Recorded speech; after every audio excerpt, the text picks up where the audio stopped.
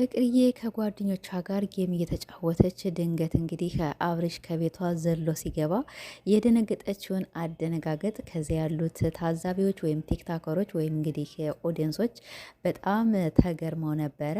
አባ መጣ አባ መጣ። ከዛ በኋላ አብርሽም እኔ እያለሁ አትሸነፊም ብሎ ደግሞ ሲያበረታታትማ በጣም ነበር በሳቅ የፈነደቀችው። በጣም እያፈረች ነበረ። እንግዲህ ከዚያ ላይ ያሉት በጣም መነጋገሪያ አድርገዋል። ለምን ነውስ አባ ያለችው እያሉ በጣም እኔ እንጃ ከምላችሁ በላይ እየሳቁ ነበረ። እንዴ እኛም ራሳችን ወደ ኋላ መለስ አድርገን ስናየው እንግዲህ ወይም የተቆራረጠው ነገር ነውና የደረሰን ቲክቶክ ለምን አባ አለችው? ለምንስ ተሽኮረመመች? ለምንስ ተደብቃ ሳቀች? እንዴ ከዚያ በኋላ ተጭና ከቤቱ ስትሄድ እንግዲህ የአብርሽ ቤት መሆኑን አየችው። ከዛ በኋላ በቃ እኔ እንጃ የሆነችው መሆን እንግዲህ ከዚያ ላይ ታዛቢዎች ኮሜንታተሮች በጣም ነበር መነጋገሪያ ያደረጓት። የሁለታቸው ከበፊት እንግዲህ የ5 ዓመት ፍቅረኛ ናት ብሎም ነበረ አብርሽ። ግን የሁለታቸው ሙንኪን የሀገር ልጆች ሊሆኑ ይችላሉ ወይም ጎረቤት ሊሆኑ ይችላሉ። ግን በመሀል ላይ የሆነ ስሜት ይኖራቸው ይሆናል። ያው ፍቅር ልጅ አላት እናውቃለን። ቢሆንም ግን እንግዲህ ሳታስበው ወልዳ ሊሆን ይችላል። አሁን ደግሞ አብርሽ ያው ትንሽ እየቀብረር ስላለ ብዙ ነገር አብረው ስላሳለፉ ፍቅር እውነት ፍቅር ስላችሁ የስሜት ፍቅር አድሮባት ይሆን? ለምንስ ታሽኮረመመች? ለምንስ ሳቀች? ለምን የሚለውን በጣም ነበር የገረመን። ሰላም ውድና የተከበራችሁ ቤተሰቦቻችን እንዴት ናችሁ? እኔ ደህና ነኝ አልሐምዱሊላህ።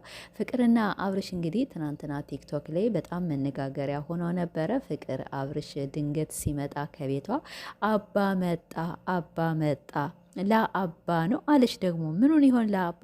አብርሽም እንግዲህ ጻፈላትና እኔ እያለሁ አትሸነፊም ብሏት ነበረ። ከዛ በኋላ በቃ ልነግራቸው አልችልም ያለውን ነገር። መቼም ኮሜንታተሮች የሆነ ነገር አይተው ወደ ኋላ አይሉም ማለት ነው። በጣም መነጋገር ያደርገዋታል። በጣም እየሳቁ ነበር እነዚህ ልጆች። ከመሀላቸው ምን አለ?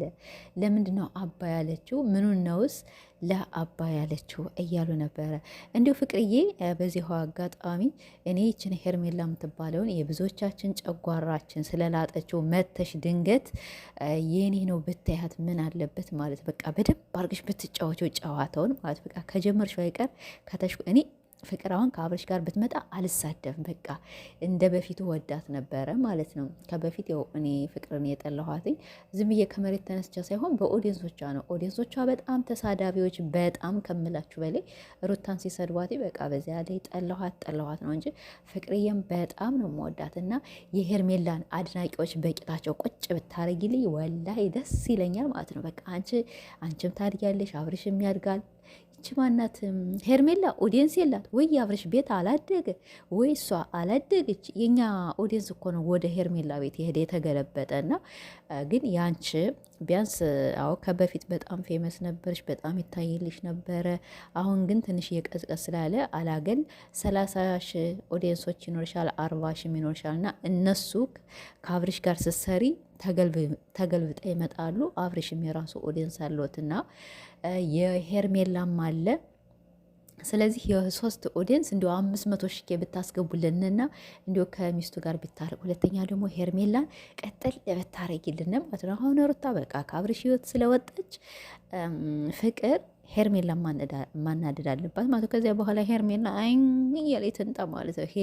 አንቺን ፍቅር ማለት ነው። ፍቅር አንቺን ቢነኩ የሄርሜላ አድናቂዎች እኛ ራሳችን ዘቀዝቃለን። ልክ አንቺን እንደ ሩታ ነው የምንሽ። እንደ ሩታ እንቁ እያደረግን እያሽከረከርን ቻናልሽን አንቺንም እያሽከረከርን ወደ ላይ ነበር የምንገፋሽ እና ይኸው ቻናልሽም ያድጋል። እና ስለዚህ እንግዲህ በቅርብ ፍቅርና አብርሽ ይመጣሉ እያሉ አንዳንድ ሰዎች እየተነጋገሩ ነው። በቀደም ፍቅር በቤቷ ቪዲዮ ለቃ ነበረ። ከዛ በኋላ በኔ ህይወት ማንም አያገባውም ብላለች። እንግዲህ በኔ ህይወት ባንቺ ህይወት ማንም የሚያገባው የለም። በልጄ ልታሸማቆኝ ትፈልጋላችሁ? እኔ በልጄ ምንም አንድ ሰው በነገራችን ላይ እኔ ፍቅርን ለምን አንደኛ እንትን ብያታለሁ። ለምን ብትሉ በቃ እንደወለደች ወዲያውን አላወጣችም። ምንም ቢሆን አሁን አብርሻውን ልጃቸውን አውጡ፣ ይኸው እየተዘቀዘቀ ነው አይደለም።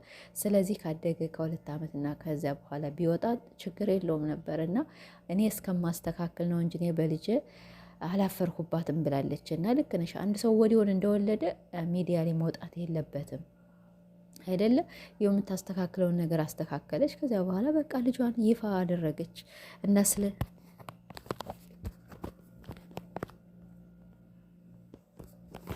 እና ስለዚህ እንግዲህ ፍቅርዬ ከአብርሽ ጋር ብትመጭ በጣም ደስ ይለናል። እኛም አንቺን ይዘን ወደፊት እንጓዛለን፣ ሩታዬንም ይዘን ወደፊት። ከዚያ በኋላ ሄርሜላ ደግሞ እንዳናደደችን እኛም ሁላችንም እናናድዳት ነበር ማለት ነው። በተለይ ሄርሜላን ማለት ነው። እኔ እንጃ የሄርሜላ አድናቂዎች በጣም ባለየዎች ናቸው። በጣም ይሳደባሉ እና አብርሽን ወደው ልጁን ይዘቀዝቃሉ። እንዴ እኔ አባትየውን ወድጄ ልጁን ይዘቀዝቃለሁ እንዴ? አይዘቀዘቅም። በጣም ነውር ነው። በተለይ ደግሞ ህፃን ልጅ ይሄ ህፃን ልጅ ምን አደረገው? ወላሂ እኔ በጣም ነው ስሜት እየተነካ እና ቤተሰቦች